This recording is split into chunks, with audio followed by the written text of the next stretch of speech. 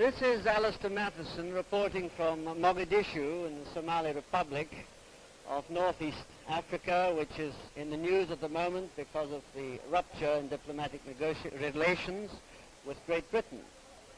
We have here the Undersecretary of State for Foreign Affairs in the Somali government, Mr. Mohammed Ali Dar, who is well versed in the problems which this young independent country is facing.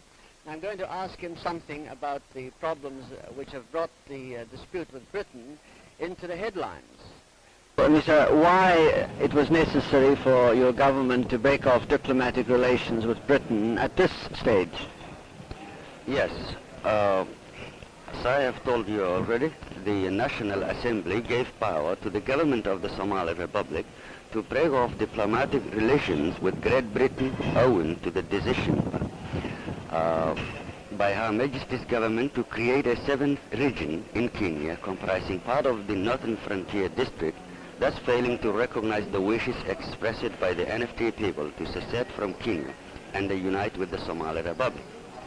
Do you feel, going on from there, that the creation of this seventh region in Kenya, this special Somali region, will make it easier for that particular region to join up with the Somali Republic at an early date?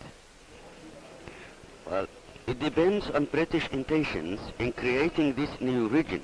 We are not at all optimistic in view of Mr. Sanders' statement made at Nairobi. Otherwise, we should not have broken off diplomatic relations. I see. Now, there is an impression in Britain that the British government might well have agreed to the Somali government's request on the NFD if only the Kenya elections could have been held first, thus avoiding upsetting the delicate negotiations between KANU and KADU that Mr. Sands was conducting in Nairobi. Have you any comments to make on that? Well, I hope you are right, but it is up to us that the interests of a vast region like the NFD should be subordinated to the interests of the other Africans who have not even agreed among themselves. We have always said that this is not the intention of the Somali people and government to delay the independence of Kenya in any way.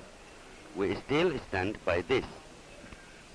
Can you give me an idea, a rough estimate of how many Somalis there are living in Kenya?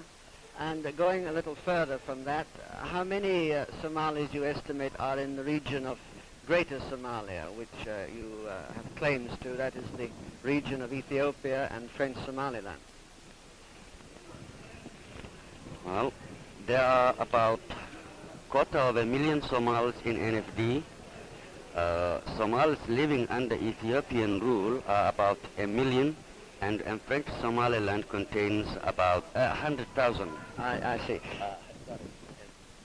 Once the Kenya question is settled in favor of Somalia, as it may well be in time, do you think that Ethiopia will agree to handing back the Haud and Ogaden areas, which you also claim?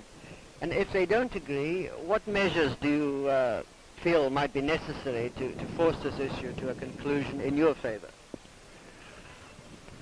Well, we are bound to see unity of the Somali people by those peaceful means. Should these means fail, the Somali government will have to adopt other policy, but I cannot say at this stage what they are likely to be. Now, one last question, if I may, sir. It's rather off the general point, but I understand that there are some Kikuyu refugees living in Mogadishu. They are believed to be people who escaped from Kenya during the emergency, and as they were wanted for Mau Mau activities. What is their future going to be now that you've severed relations with Britain and indirectly with Kenya? Will they continue to stay here, or will they have to return and face the music in Kenya? All Kenyans living in the Somali Republic, whether united for Mau Mau activities or not, will be given full protection. In fact, their existing status will not be changed unless they choose to do so. Thank you very much. Right.